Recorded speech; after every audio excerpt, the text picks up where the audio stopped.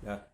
Bismillahirrahmanirrahim. Assalamualaikum warahmatullahi wabarakatuh. Waalaikumsalam warahmatullahi wabarakatuh.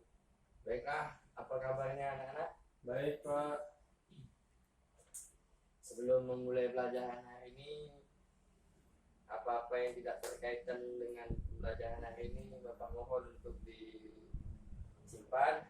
Hanya buku-buku yang berkaitan dengan pelajaran ini mohon dikeluarkan. Hari ini siapa yang nggak masuk? Jadi, Pak, Oh. Ya, sebelum memulai pelajaran, tolong pimpin berdoa. sebelum kita memulai pelajaran, marilah kita berdoa. Berdoa mulai. Berdoa selesai. Baiklah, sebelum memulai materi hari ini, Bapak ingin mengingatkan tentang materi yang minggu lalu tentang materi tentang puasa. Baiklah, apakah kamu masih ingat tentang materi minggu lalu? Ingat, Pak, Apa itu puasa? puasa itu menahan diri dari nafsu makan dan minum, Pak. Oh, baik. Berarti kamu belajar di rumah. Ya, baiklah. Materi kita hari ini adalah tentang arti, fungsi, dan hikmah peradilan hukum. Jadi, peradilan berasal dari kata adil yang mendapat imbuhan per dan an. Adil artinya menempatkan sesuatu pada tempatnya. Peradilan yang arti atau menunjukkan tempat, maka definisi peradilan adalah tempat atau lembaga yang menempatkan sesuatu pada tempatnya. Dalam hal ini, peradilan lebih dikhususkan bergerak dalam masalah perkara-perkara hukum. Maka peradilan berarti lembaga menempatkan perkara-perkara hukum sesuai dengan tempatnya, di mana yang benar diputuskan benar dan yang salah diputuskan salah. Untuk kata peradilan di dalam bahasa Arab digunakan kata qada.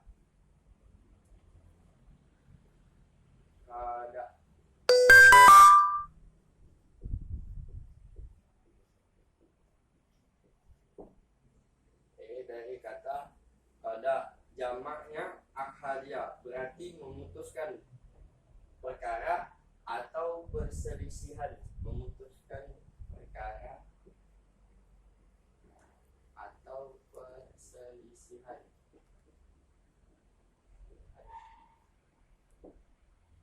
Perselisihan antara dua orang atau lebih berdasarkan hukum Allah. Kadang dapat pula diartikan suatu hukum antara manusia dengan kebenaran dan hukum dengan apa yang telah diturunkan oleh Allah.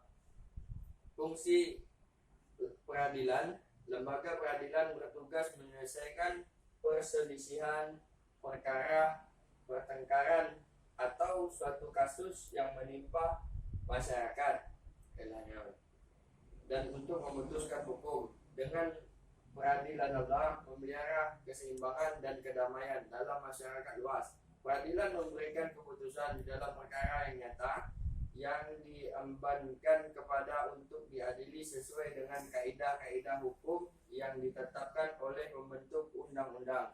Maka landasan dari fungsi peradilan adalah terpeliharanya kepastian hukum.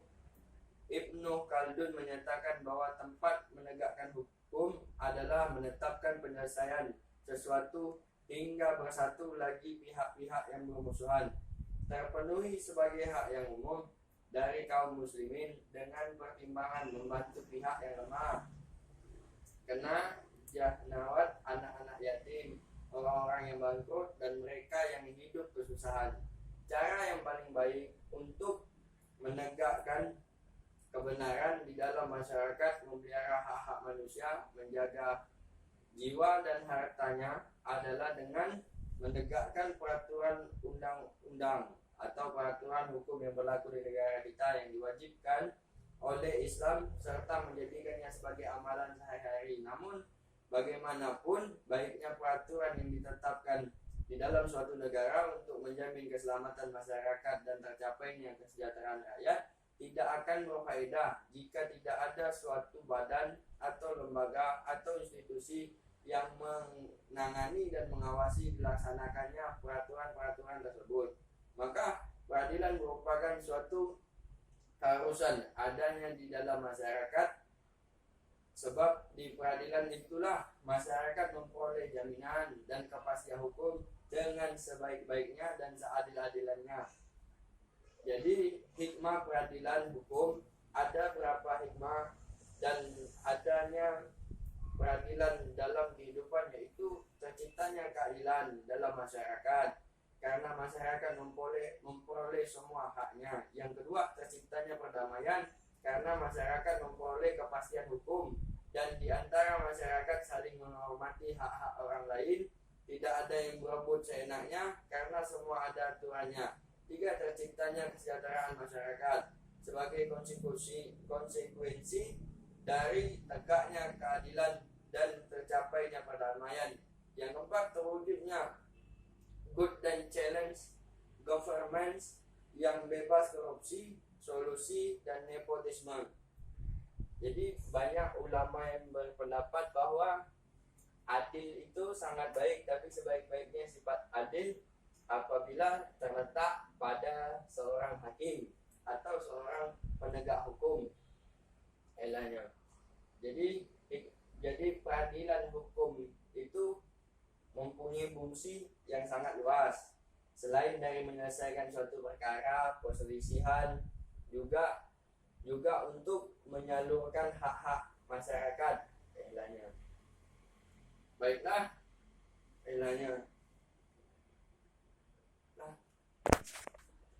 Baiklah, orang yang menyelesaikan sengketa dinamakan kadi atau hakim pada peradilan umum yang menyelesaikan sengketa dengan hukum yang berlaku di masyarakat atau hukum positif.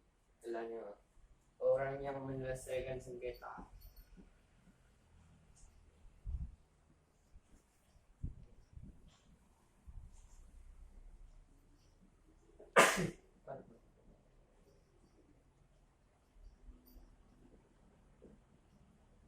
Disebut hakim.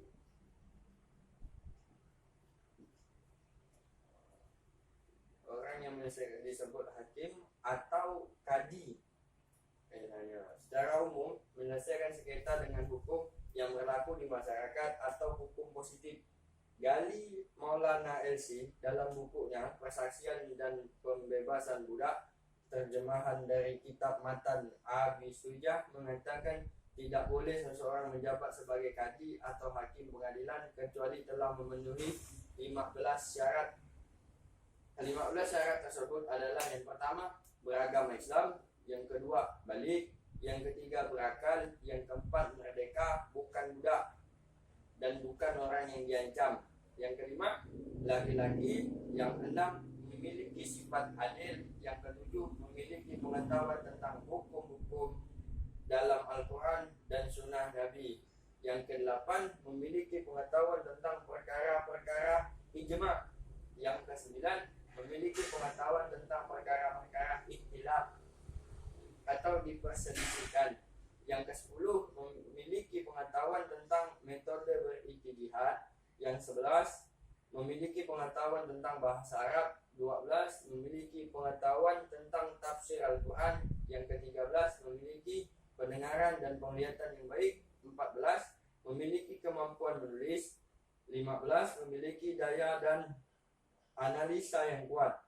Seseorang kadi, juga kata Ghali, disunahkan duduk atau bertempat di tengah-tengah kota, di tempat yang menonjol yang mudah dilihat orang-orang dan tidak ada penghalang. Tidak boleh kadi mengadili suatu perkara di masjid, atau kadi harus menyamakan antara pihak yang berperkara dalam 3 hal: tempat duduk, ucapan-ucapan yang dilontarkan, dan pandangan atau perhatian katanya. Dan yang paling dilarang bagi seorang kadi adalah tidak boleh menerima hadiah dari orang yang terkait dengan pekerjaannya, baik itu yang terdakwa maupun apapun yang berkaitan tentang tentang pekerjaannya, entah dari masyarakat yang bermasalah, yang berselisih, yang lagi ditimpa kapus, apapun. Jikalau memberikan hadiah, seorang kadi tidak boleh menerimanya karena dikhawatirkan nanti timbul rasa iba.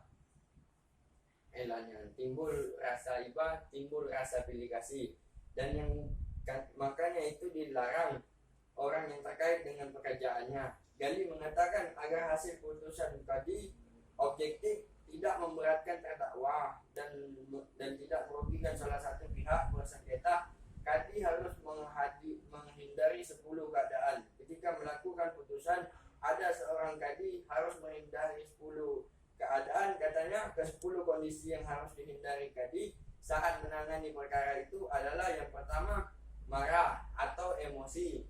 Seorang kadi harus bisa mengendalikan amarahnya. Yang kedua, lapar. Harus bisa menahan lapar.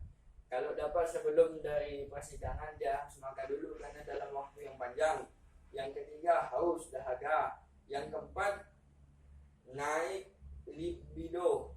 Yang kelima, berduka nespatah. Yang keenam, gembira berlebihan. Yang ketujuh, sakit. Yang kedelapan, ketika mulas, ingin BAB atau kentut. Yang kesembilan, mengantuk. Yang 10, cuaca sangat panas dan sangat dingin. Jadi kadi harus dia menjaga kesehatan dirinya, baik secara jasmani maupun rohaninya.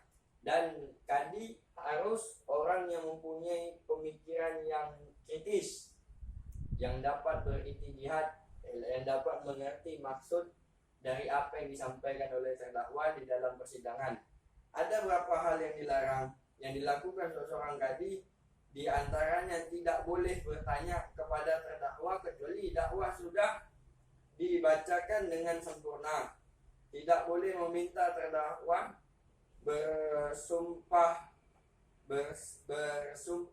sampai ada permintaan dari pendakwa. Tidak boleh mendikte suatu dalil kepada salah satu pihak yang ketika tidak boleh menganjurkan cara berargumen dan tidak boleh mempersulit para saksi.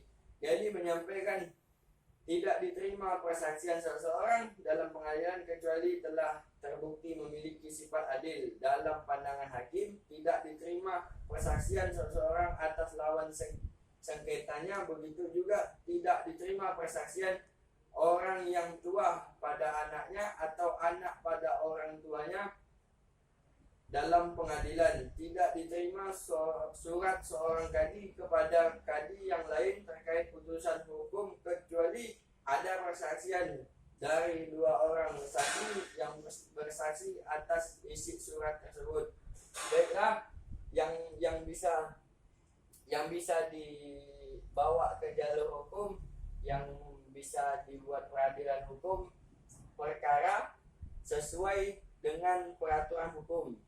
Misalkan suatu peristiwa harus mempunyai saksi 2 orang, yang dimana saksi tersebut tidak mempunyai ikatan apapun terhadap terdakwa, tidak mempunyai ikatan apapun.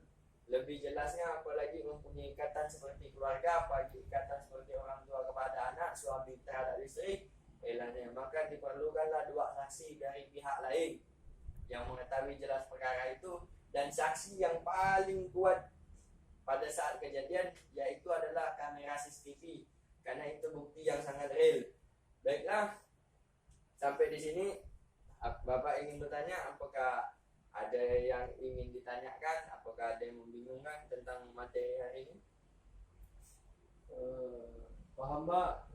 Baiklah, jikalau sudah paham, saya kira pelajaran hari ini sampai di sini. Kurang lebihnya Bapak mohon maaf. Sebelum menutup pembelajaran, mari tutup dengan doa.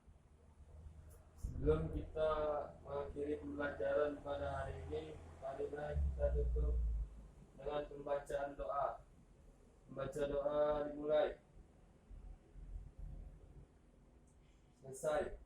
Ya, kurang lebihnya Bapak mohon maaf. Wassalamualaikum warahmatullahi wabarakatuh. Waalaikumsalam warahmatullahi wabarakatuh. Dah. Akhir akhlak.